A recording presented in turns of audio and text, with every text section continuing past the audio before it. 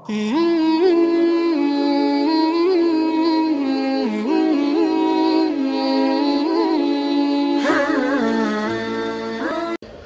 أن لا إله إلا الله وحده لا شريك له شهادة نودعها عند الله إلى أن نلقاه يوم القيامة وأشهد أن سيدنا محمدا عبده ورسوله لا نبي بعده اللهم صل على هذا النبي الكريم الرحمة المهداة والنعمة المسداة سيدنا محمد بن عبد الله وعلى آله وصحبه ومن والاه رب اشرح لي صدري ويسر لي أمري واحلل عقدة من لساني يفقه قولي سبحانك لا علم لنا إلا ما علمتنا إنك أنت العليم الحكيم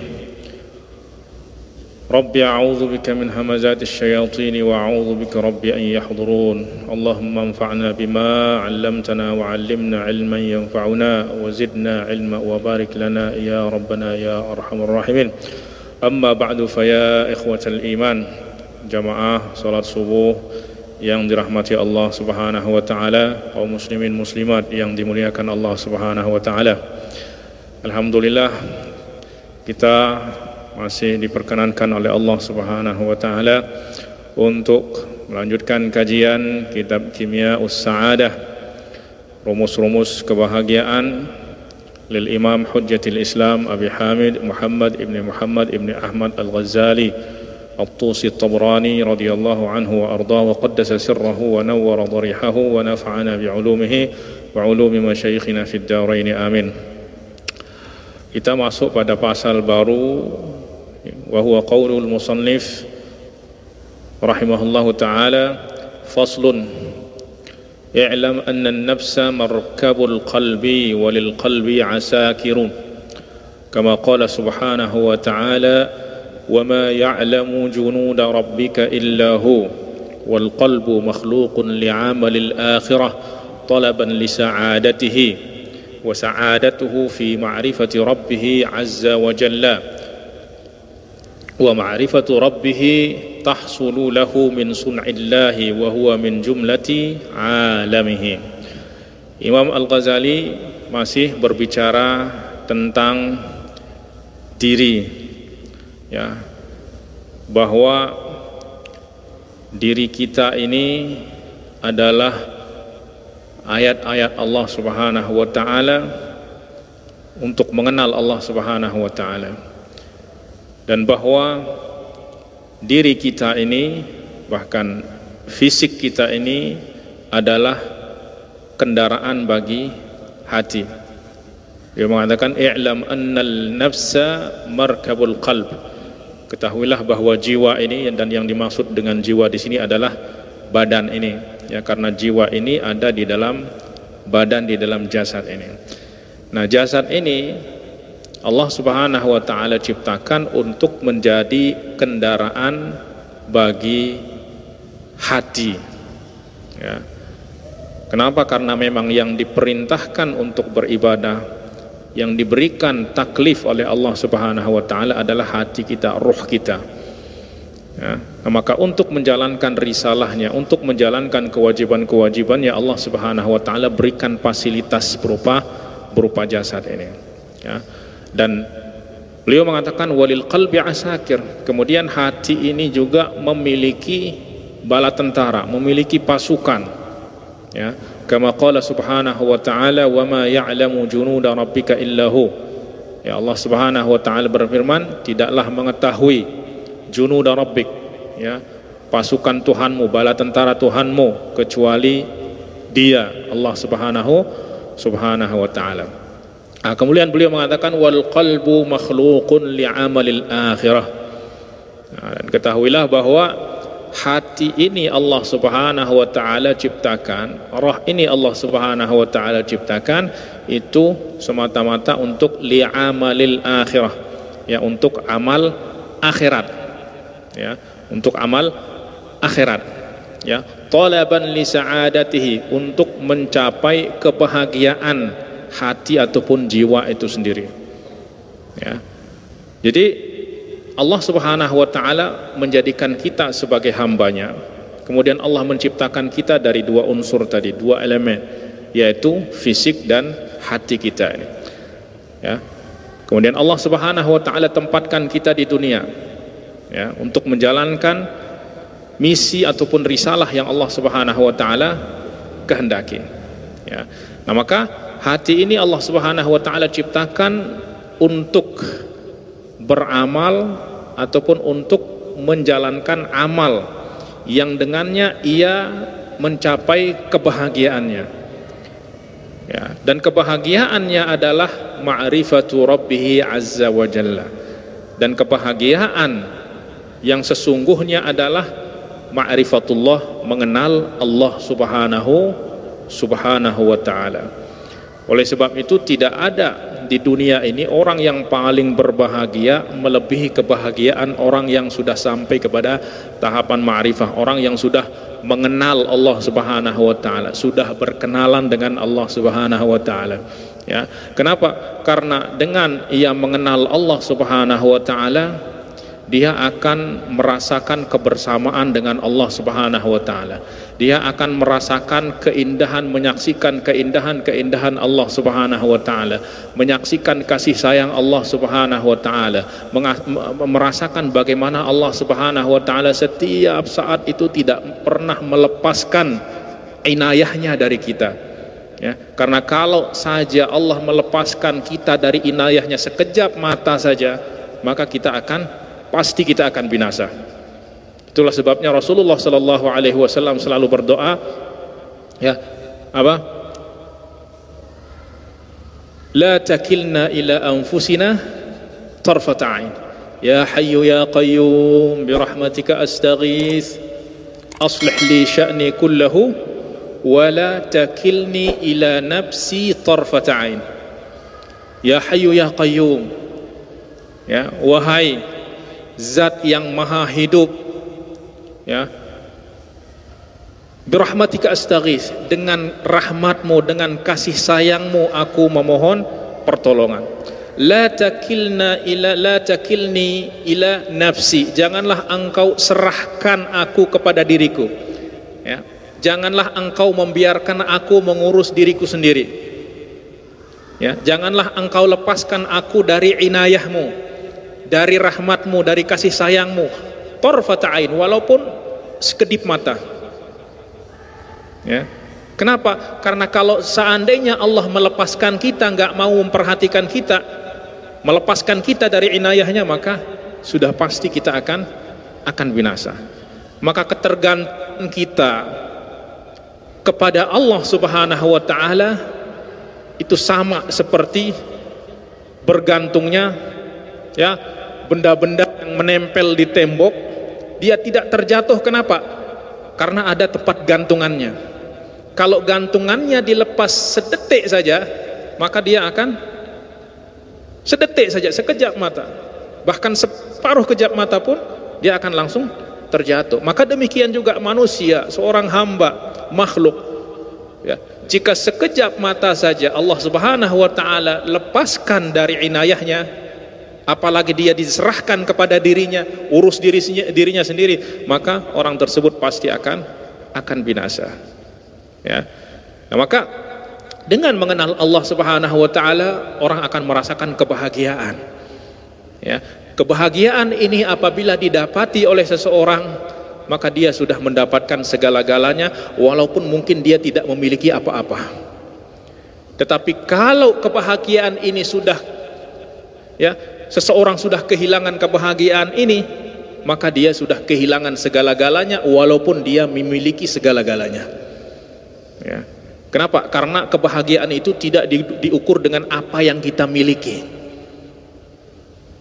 tidak diukur dengan harta, dunia dan lain sebagainya. Karena harta itu benda, dunia itu benda, sementara yang merasakan kebahagiaan itu adalah hati. Hati itu bukan benda. Jadi yang membahagiakannya itu bukan benda. Ya, walaupun mungkin ia senang, tetapi kesenangan itu adalah kesenangan yang sementara. Tetapi kebahagiaan yang sebenarnya adalah mengenal Allah Subhanahu wa taala. Ya, karena dengan mengenal dia akan mencintai Allah Subhanahu wa taala, merasakan betapa Allah Subhanahu wa taala mencintainya. Ya, dengan ia mencintai Allah Subhanahu wa taala, maka di setiap saat dia akan merasakan kebersamaan dengan Allah Subhanahu wa taala, dan tidak ada yang lebih membahagiakan daripada seseorang merasa di setiap saat itu bersama Allah Subhanahu wa taala. Inilah kebahagiaan yang diungkapkan oleh salah seorang arifin. Beliau mengatakan, "Lau alimal muluku ma fi qulubina min lazzah." Kalau seandainya para raja-raja, ya, yang diktator itu mengetahui kenikmatan yang kami miliki, yang kami rasakan di dalam hati, maka mereka lanaza'una 'alaiha bisuyuf, maka mereka akan merebutnya dari kami, dari kita, walaupun dengan pedang. Ya, tetapi sayangnya mereka nggak rasakan itu, katanya. Nah, maka kebahagiaan seorang hamba itu ada pada dia mengenal Allah Subhanahu wa ta'ala, kata beliau. Wa ma'rifatu rabbih ta'ala tahsulu lahu min sun'illah. Nah, lalu bagaimana seseorang bisa sampai kepada ma'rifatullah, mengenal Allah Subhanahu wa ta'ala? Banyak jalan sebenarnya. Nah, di antara jalan yang mungkin paling dekat kepada kita adalah, kata Imam Ghazali, tahsulu lahu min sun'illah. Itu dapat tercapai dengan melihat kepada ciptaan Allah Subhanahu wa ta'ala. Karena bagaimanapun juga ciptaan adalah bukti yang paling nyata akan wujud Allah Subhanahu wa ta'ala. Ya. Dan tidak ada bukti yang lebih nyata dari apa yang ada di hadapan mata kita. Oleh sebab itu Allah Subhanahu wa ta'ala di dalam Al-Quran banyak memerintahkan kita untuk melihat, ya, untuk bertafakkur, untuk bertadabbur di dalam ataupun pada alam semesta yang Allah Subhanahu wa ta'ala ciptakan ini.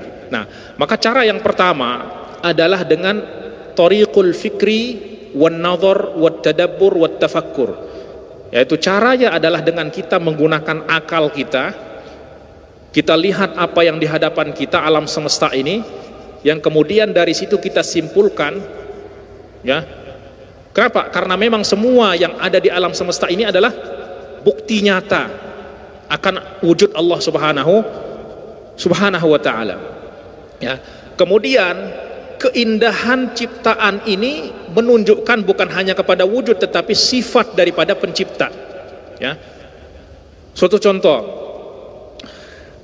kalau kita makan misalnya di restoran, kemudian kita setelah makan merasakan makanan tersebut sangat lezat sekali, ya, sangat enak sekali, sangat sedap sekali.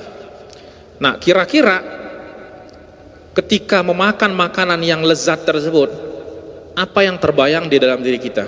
Apa yang terlintas? Ya. Yang pertama adalah adanya makanan di hadapan saya itu menunjukkan bahwa ada yang memasak, ya enggak? Karena tidak mungkin secara tiba-tiba makanan itu ada di hadapan saya. Ya. Nah, artinya adalah bahwa akal ini apabila kita gunakan, ya, dia akan mengantarkan kita kepada bukti nyata bahwa alam semesta ini memiliki pencipta, ya, dan bahwa pencipta ini memiliki sifat-sifat yang sangat sempurna, ya. Dan ini secara otomatis itu akan membantah ideologi ataupun orang-orang ateis yang tidak mempercayai Tuhan, ya. Karena dulu Imam Abu Hanifah itu pernah berdialog, pernah berdebat dengan orang-orang mulhidun, dengan orang-orang yang ateis, ya, ditantang debat. Akhirnya beliau menyepakati hari tertentu, jam tertentu. Akhirnya ketika sudah tiba waktunya, tiba harinya, ternyata Imam Abu Hanifah nggak datang-datang. Akhirnya orang-orang ateis itu mengatakan, wah ini kayaknya takut, nggak punya argumentasi, nggak punya bukti dan lain sebagainya. Akhirnya setelah bosan menunggu dan mengatakan mungkin Imam Abu Hanifah adalah pengecut dan lain sebagainya, tiba-tiba Imam Abu Hanifah datang. Akhirnya mereka bertanya, kenapa Anda terlambat datang? Katanya, kita udah janji untuk berdebat, berdialog, berdiskusi pada jam sekian. Tapi ternyata Anda terlambat. Beliau mengatakan apa? Iya, tadi untuk datang ke sini itu saya perlu nyebrang sungai katanya. Saya tunggu perahu, ternyata perahunya nggak ada yang datang katanya. Akhirnya saya bengong di depan sungai, tiba-tiba saya melihat ada pohon mencabut dirinya, kemudian memotong dirinya, kemudian membuat dirinya menjadi papan, kemudian setelah itu merakit dirinya sendiri menjadi perahu, kemudian perahu itu turun ke sungai, setelah itu dia langsung mengantarkan saya menyeberang ke daratan ini katanya. Akhirnya orang-orang ateis itu mengatakan, kamu gila katanya, mana ada pohon bisa mencabut dirinya, membuat dirinya menjadi perahu katanya, itu nggak masuk akal katanya. Akhirnya Imam Abu Hanifah mengatakan apa? Lah, kalau saya mengatakan itu kamu anggap sebagai gila, bukankah kalian itu lebih gila katanya? Alam semesta ini dengan keindahannya, dengan sistem yang begitu rapi, kalian mengatakan nggak ada Tuhannya, nggak ada yang menciptakannya, kalian mengatakan bahwa dia menciptakan dirinya sendiri, itu kan lebih nggak masuk akal lagi katanya. Ya, akhirnya dengan demikian mereka beriman kepada Allah Subhanahu wa ta'ala. Ya karena apa? Karena Allah menciptakan akal itu untuk melihat dan membaca apa yang ada di alam semesta ini, kemudian menyimpulkan bahwa tidak mungkin sesuatu yang benda mati itu ada tiba-tiba tanpa ada yang mewujudkannya. Nah, ditambah lagi keindahan yang ada di alam semesta ini, itu menunjukkan kepada sifat daripada pencipta tersebut. Seperti tadi makanan yang lezat tadi, pertama menunjukkan kepada ada yang memasak. Kedua, lezatnya makanan ini menunjukkan bahwa orang yang memasak ini adalah orang yang sangat pandai memasak. Nah, maka demikian juga alam semesta ini dengan keindahannya, dengan sistem yang sangat rapi, ya, itu tidak mungkin ada secara tiba-tiba. Pasti ada yang mengaturnya, dan bahwa yang mengaturnya ini memiliki sifat-sifat kesempurnaan. Nah, itu yang dimaksud oleh Imam Ghazali, wa ma'rifatu rabbih tahsulu min sun'illah, ya, bahwa mengenal Allah Subhanahu wa taala itu akan tercapai dengan melihat dan bertafakur, bertadabbur, mempelajari apa yang ada di alam semesta ini, ya. Wa huwa min jumlati alamihi, dan tentu alam semesta ini adalah alam ciptaan Allah Subhanahu wa ta'ala, ya. Dan itulah yang dijelaskan oleh Allah Subhanahu wa ta'ala di dalam firman-Nya, sanurihim ayatina fil afaqi wa fi anfusihim hatta yatabayyana lahum annahul haqq. Kami akan perlihatkan kepada mereka ayatina, tanda-tanda kami, ayat-ayat kami, bukti-bukti kekuasaan kami, fil afaq, di cakrawala alam semesta ini, wa fi anfusihim, dan kami akan lihatkan tanda-tanda itu juga di dalam diri mereka, ya. Oleh sebab itu di dalam ayat lain Allah Subhanahu wa taala memerintahkan kita untuk mempelajari apa yang ada di dalam diri kita ini, ya. Apa yang ada di dalam diri kita, semuanya itu menunjukkan kepada kekuasaan Allah Subhanahu wa taala. Wa fi anfusikum afala tubsirun, tidakkah kalian melihat kepada apa yang ada di dalam diri kalian? Tidakkah kalian mempelajari apa yang ada di dalam diri kalian? Kenapa? Karena apa yang ada di dalam diri kalian itu adalah bukti terdekat, ya, ayat-ayat yang terdekat untuk mengenal Allah Subhanahu wa taala. Nah, maka semua yang ada di alam semesta ini itu diibaratkan seperti kalimat, seperti kata-kata, ya.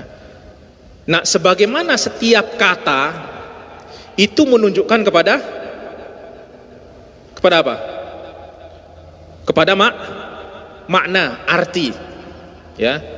Jadi tidak ada satu kata pun kecuali menunjukkan kepada makna, ya. Nah, maka sebagaimana setiap kata itu diletakkan untuk makna-makna tertentu, ya. Sini kita baca, setiap huruf setiap kalimat yang kita baca tentu itu mengandung makna tersendiri. Nah, maka alam semesta ini setiap wujud sekecil apapun dia itu diibaratkan seperti kalimat-kalimat yang menunjukkan kepada makna-makna tentang kekuasaan Allah Subhanahu wa ta'ala, ya, dan menunjukkan kepada nama-nama Allah dan sifat-sifat Allah Subhanahu wa ta'ala, ya. Nah, tetapi orang yang dapat membaca kalimat di alam semesta ini adalah orang yang bukan buta huruf, ya. Karena kalau orang buta huruf, kira-kira tulisan Arab ini bagi mereka itu bisa memberikan makna nggak kepada mereka? Mereka bisa pahami nggak? Buru-buru mau bisa paham artinya, mau baca saja nggak bisa. Bahkan mungkin dia akan melihat huruf-huruf Arab ini seperti benang-benang yang kusut yang tidak tahu ujung pangkalnya di mana. Ya, sama seperti kita lihat tulisan India, tulisan Cina, Thailand dan lain sebagainya. Itu kita ada nggak huruf-huruf tersebut menunjukkan makna kepada kita? Nggak ada, karena kita tidak bisa baca. Nah, maka demikian juga orang yang tidak dapat membaca kalimat-kalimat Allah Subhanahu wa ta'ala di alam semesta itu adalah orang yang buta huruf. Artinya apa? Buta hatinya, sehingga tidak bisa membaca ada apa di balik penciptaan tersebut, ya. Tetapi bagi orang yang hatinya sudah terbuka, ya, maka dia akan setiap apa yang dia lihat itu akan menunjukkan baginya makna akan kebesaran Allah Subhanahu wa ta'ala, ya. Karena mata ini mungkin melihat, tetapi melihat kepada benda fisik, tetapi apa yang ada di balik benda fisik ini tidak akan dilihat oleh mata, ya. Seperti apa? Seperti huruf ini itu bisa dilihat oleh mata, tetapi artinya apakah bisa dilihat oleh mata? Bisa nggak? Nggak bisa dilihat oleh mata. Yang kita lihat itu adalah hurufnya, tetapi yang membaca huruf, apa arti di balik huruf, di balik kalimat itu adalah hati kita, akal kita. Nah, kalau kita tidak bisa membacanya ataupun kita tidak bisa melihat maknanya, ya maka tidak ada arti daripada alam semesta ini bagi kita. Artinya tidak akan menunjukkan kepada kebesaran Allah Subhanahu wa ta'ala. Nah, oleh sebab itu Imam Ghazali mengatakan, wala tahsulu lahu ma'rifatu ajaibil alami illa min tariqil hawas. Nah, pertama beliau mengatakan bahwa orang tidak akan mengenal Allah kecuali dengan melihat kepada alam semesta, menggunakan akalnya, mengambil kesimpulan, ya, mengambil kesimpulan. Dan semua bukti ini menunjukkan bahwa Allah Subhanahu wa ta'ala ada. Oleh sebab itu dulu seorang Arabi, orang Badui, ya, yang tidak tahu apa-apa, ketika Rasulullah Shallallahu Alaihi Wasallam itu diutus, dia langsung beriman, ya. Akhirnya ketika ditanya, bima arafta rabbaka, dengan cara apa engkau bisa mengenal Tuhanmu, katanya. Akhirnya dia langsung menjawab apa? Al-atharu tadullu 'ala al-masir, wal ba'ratu tadullu 'ala al-ba'ir, was sama'u, ya, was sama'u dhatu abraj, wal ardu dhatu fijaj, wa amwajun wal bahru dhatu amwaj, afala tadullu 'ala as-sami'il basir. Dia mengatakan apa? Ketika ditanya dengan apa engkau mengenal Tuhanmu, dia mengatakan, bukankah jejak itu menunjukkan bahwa ada orang yang berjalan? Ya, ada jejak, ada telapak kaki, bekas telapak kaki itu menunjukkan pasti di situ ada orang yang berjalan. Kemudian ada kotoran unta, itu menunjukkan bahwa ada unta. Nah, demikian juga katanya, alam semesta ini adalah jejak, ya, jejak dari perbuatan Allah Subhanahu wa ta'ala. Beliau mengatakan, fas-sama'u dhatu abrad, lihat kepada langit-langit ini yang memiliki bintang, planet dan lain sebagainya, ada matahari, bintang, bulan dan lain sebagainya. Wal ardu dhatu fijad, kemudian bumi, ya, dengan gunungnya, dengan berbagai macam yang ada di dalamnya. Kemudian laut dengan ombaknya. Bukankah itu semuanya menunjukkan kepada Zat yang maha mendengar dan maha melihat, yaitu Allah Subhanahu wa ta'ala. Bahkan orang Badui itu adalah orang yang paling lugu, tetapi dengan akalnya dia bisa menyimpulkan semua ini menunjukkan kepada wujud Allah Subhanahu wa ta'ala. Nah, maka sangat tidak masuk akal sekali apabila orang berakal masih mengatakan bahwa alam semesta ini tidak ada Tuhannya, ya. Bahkan di antara sesuatu yang paling kontradiktif, yang tidak masuk akal, ada orang yang kecerdasannya itu sudah sampai melangit, ya. Ini disebutkan oleh Profesor Dr. Ahmad Shalabi di Mesir, peneliti sejarah. Beliau mengatakan, saya berkenal dengan seorang ulama India, kan. Ulama India ini sangat luar biasa, bahkan saking luar biasanya memiliki karya-karya yang spektakuler sehingga mendapatkan penghargaan Nobel, katanya. Dan tentu orang yang mendapatkan penghargaan Nobel ini bukan orang sembarangan, enggak. Tetapi saya heran, katanya, kecerdasannya yang begitu melangit, tetapi kok bisa dia mengatakan Tuhannya sapi, gitu. Masuk akal enggak? Kecerdasannya yang luar biasa itu di dalam bidang teknologi dan lain sebagainya, tetapi dia masih bisa mengatakan Tuhannya itu sapi, gitu. Ya, yang jelas-jelas sapi itu adalah makhluk, bahkan makanan yang dimakan oleh manusia. Artinya akal yang demikian cerdasnya itu ditaruh di mana? Nah, inilah namanya petunjuk. Secerdas apapun orang, kalau tidak diberikan hidayah oleh Allah Subhanahu wa taala, maka akal itu nggak akan berfungsi sama sekali, ya. Sama seperti orang punya mata, tetapi kalau matanya nggak digunakan, ya maka sama seperti orang yang nggak punya mata. Nah, maka Imam Ghazali kemudian mengatakan, wala tahsulu lahu ma'rifatu ajaibil alam. Nah, tujuan kita melihat ke alam semesta ini adalah apa? Yaitu kita melihat keajaiban yang ada di alam semesta ini. Nah, untuk melihat keajaiban yang ada di alam semesta ini, Allah memberikan kita namanya indera. Ada mata untuk melihat keindahan-keindahan yang dapat dilihat.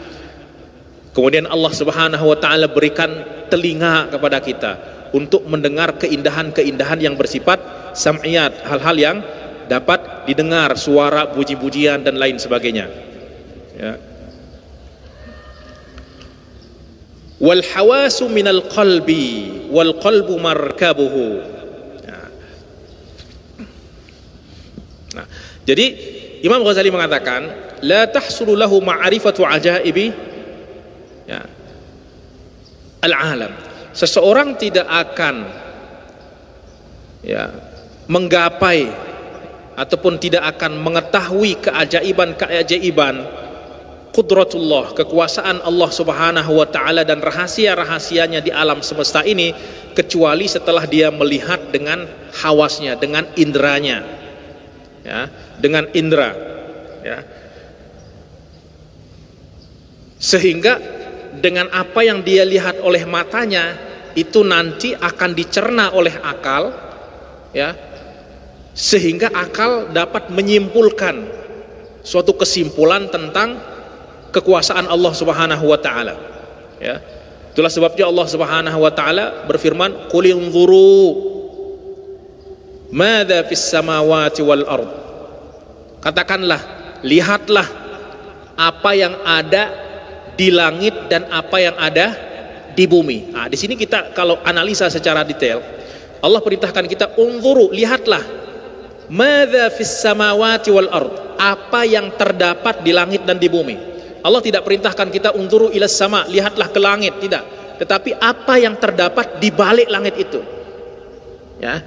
Nah, untuk melihat apa yang ada di balik langit tersebut, ada ilmu namanya, misalnya ilmu astronomi lah, ilmu perbintangan, ilmu-ilmu yang menyingkap tentang apa yang ada di alam semesta ini, ya. Kemudian wa madza fil ard, dan apa yang ada di dalam bumi, ya. Untuk bertafakkur itu tidak cukup dengan kita merenung, berpikir bagaimana Allah menciptakan ini semuanya. Ya, cara tafakkur itu yang dimaksud adalah kita mempelajari sistem yang ada di alam semesta ini, ilmu fisika, ilmu geologi tentang bumi, ilmu kimia, ilmu apa, semuanya itu adalah ilmu-ilmu yang menyingkap kebesaran kekuasaan Allah Subhanahu wa taala. Itu arti tadabbur, tafakkur. Tafakkur itu bukan merenung, itu menghayal namanya.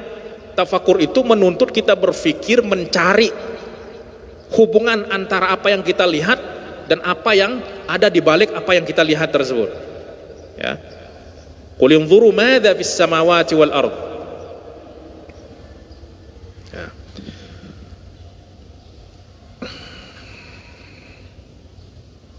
Nah, jadi itulah sebabnya bahwa apa yang Allah Subhanahu wa taala ciptakan di alam semesta ini itu sebenarnya tujuannya adalah untuk mengenalkan kepada kita siapa pencipta daripada alam semesta ini, kemahakuasaannya, ya. Allah Subhanahu wa taala berfirman, Allahul ladzi khalaqa sab'a samawat. Ya, Allah Subhanahu wa taala yang menciptakan langit yang 7. Wa minal amri mithlahunna yatanazzalul amru bainahunna lita'lamu annallaha ala kulli syai'in qadir. Mahallus syahid di sini Allah mengatakan apa?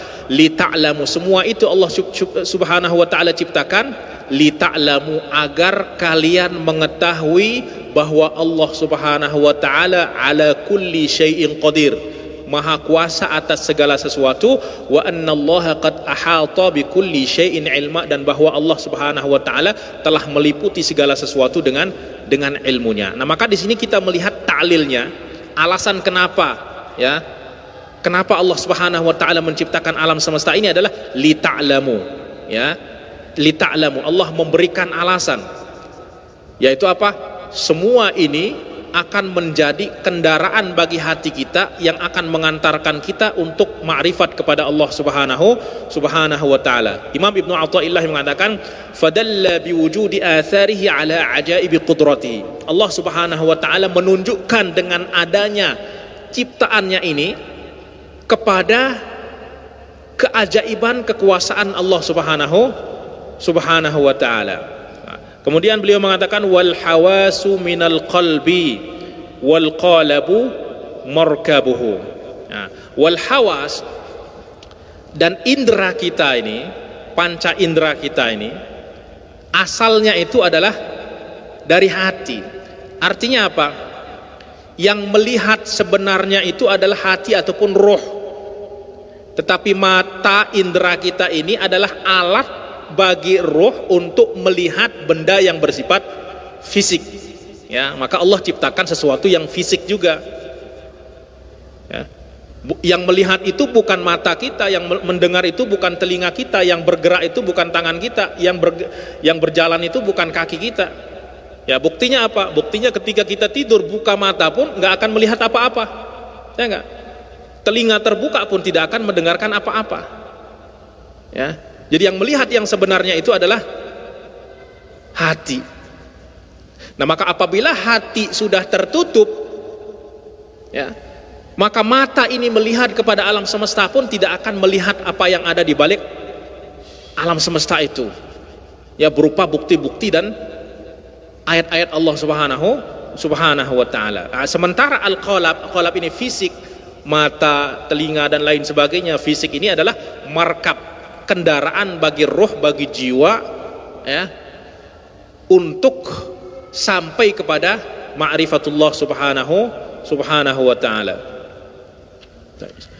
Summa ma'rifatu saydihi wa ma'rifatu syabakatihi wal qalabu la yaqumu illa bit ta'am, ya. Nah, kemudian dia beliau mengatakan,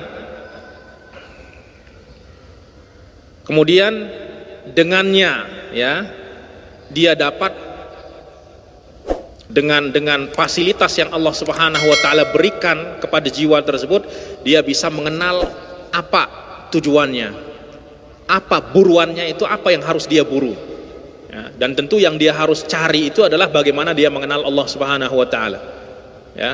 Karena kebahagiaan kita di dunia dan di akhirat itu bergantung kepada sejauh mana kita mengenal Allah Subhanahu wa taala.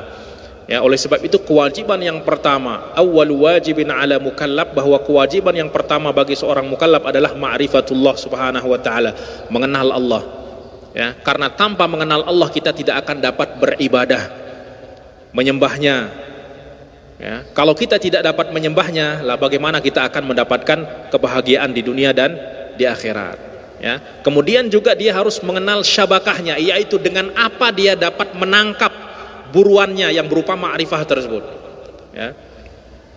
Yang tadi diibaratkan hawas, ya. Hawas ini adalah ibarat alat untuk menangkap bukti-bukti yang tersebar di alam semesta ini, ya, untuk diantar ke akal sehingga akal mencernanya, kemudian diantar ke hati untuk dirasakan.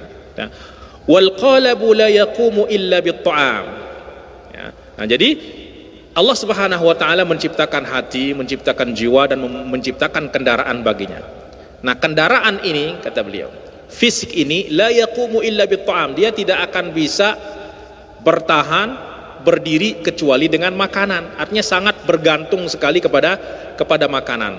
Wasyarab, dan minuman. Wal hararah, dan derajat suhu tertentu. Warutubah, dan kelembapan tertentu. Karena kalau terlalu panas, terlalu dingin pun badan ini tidak akan bisa bertahan. Ya, kalau terlalu kering juga, terlalu basah pun juga tidak akan bisa bertahan. Nah, maka itu semua subhanallah subhanahu wa ta'ala sudah atur. Ya, ketika Allah memberikan kita jasad, dan jasad ini tidak akan bertahan kecuali dengan makanan, maka Allah Subhanahu wa taala menciptakan semua apa yang dibutuhkan oleh fisik kita. Ya, dari oksigen, dari nitrogen, yang kalau kita hitung ya apa yang Allah berikan kepada kita dalam sehari itu kita butuh miliaran untuk bisa hidup. Ya, beli oksigen, beli nitrogen, beli ini dan beli ini, semua itu kalau kita hitung nggak akan bisa kita hitung. Bahkan biaya hidup kita sehari itu miliaran, tetapi Allah Subhanahu wa taala fasilitasi kita dengan tanpa kita harus membayar apapun juga. Ya. Kemudian memerlukan derajat suhu tertentu, rutubah, dan semua itu sudah diatur oleh Allah Subhanahu wa taala sehingga tubuh ini bisa bertahan hidup di dunia ini sehingga dia dapat menjalankan misinya. Wa huwa dhaifun ala khatarin minal ju'i wal 'atash. Nah, oleh sebab itu jasad ini memiliki sifat yang sangat lemah. Nah, tujuannya apa? Kenapa Allah Subhanahu wa taala menciptakan kita sangat lemah? Ya, supaya kita tahu diri, supaya kita mengaku bahwa diri kita ini hamba yang sangat lemah, yang tidak memiliki kekuatan apapun juga, sehingga kita tidak angkuh, tidak sombong dan lain sebagainya. Tetapi sayangnya manusia yang sangat lemah ini tidak tahu diri. Ya, terkadang mengangkat dirinya lebih daripada kapasitas dirinya, bahkan sampai mengatakan dirinya itu Tuhan. Ya, Firaun mengatakan ana rabbukumul a'la. Subhanallah, ini kelebihan apa? Manusia itu seperti itu, melebihi iblis. Iblis pun nggak ada yang berani mengatakan saya Tuhan, ada nggak? Nggak ada. Tetapi manusia banyak yang mengatakan dirinya Tuhan, apalagi yang mengaku dirinya sebagai nabi. Iblis nggak ada, setan nggak ada mengaku dirinya sebagai nabi, mengaku dirinya sebagai Tuhan, nggak ada. Tapi manusia itu, padahal dia diciptakan sebagai makhluk yang sangat lemah. Wa khuliqal insanu dha'ifa, manusia itu diciptakan sangat lemah. Ya, bahkan dia bisa terbunuh dari sesuatu yang dia butuhkan. Ya, saking lemahnya, coba bayangkan. Ya, coba bayangkan saat ini kita dibuat porak-poranda oleh makhluk yang nggak kita lihat, yang sangat kecil, yang wujudnya pun kita nggak tahu wujudnya seperti apa. Lihat, porak-poranda di segala lini kehidupan kita, ya, politik, ekonomi, sosial, pendidikan, semuanya dibuat porak-poranda oleh apa? Oleh makhluk yang tidak terlihat. Ini menunjukkan bahwa manusia ini sama sekali tidak memiliki daya, tidak memiliki kekuatan apapun kecuali illa billah. Nah, kalau dia merasa seperti itu, maka dia akan selalu bergantung kepada Allah Subhanahu wa taala, menyerahkan dirinya kepada Allah Subhanahu wa taala. Beliau mengatakan wa huwa dhaifun ala khatarin minal ju'i wal 'atash fil batin. Ya, artinya apa? Karena ketergantungan saking lemahnya manusia ini, dia artinya apa? Ketika dia lapar, dia akan lumpuh. Ketika dia haus, dia akan lumpuh. Ya. Kemudian apa? Wa ala khatarin minal ma'i wan nar. Manusia memang tidak akan bisa hidup tanpa ada api, tidak akan bisa hidup tanpa ada air. Tetapi terkadang api dan air bisa membunuh manusia itu sendiri. Ala khatarin minal ma, ya, air menenggelamkannya, api membakarnya. Wa huwa muqabilu a'da'an katsirah, dan dia akan berhadapan dengan musuh yang sangat banyak, di antaranya adalah wabak, penyakit dan lain sebagainya. Ya, artinya bahwa fisik ini, jasad ini bukanlah kita yang sebenarnya, ya, karena kita yang sebenarnya adalah apa yang ada di dalam jasad kita, yaitu roh kita. Nah, maka kalau kita menginginkan kesempurnaan, inginkanlah kesempurnaan bagi apa yang ada di dalam fisik kita ini, karena jasad kita ini hanyalah kotak, Ya, sementara isinya, mutiaranya, permatanya adalah jiwa kita.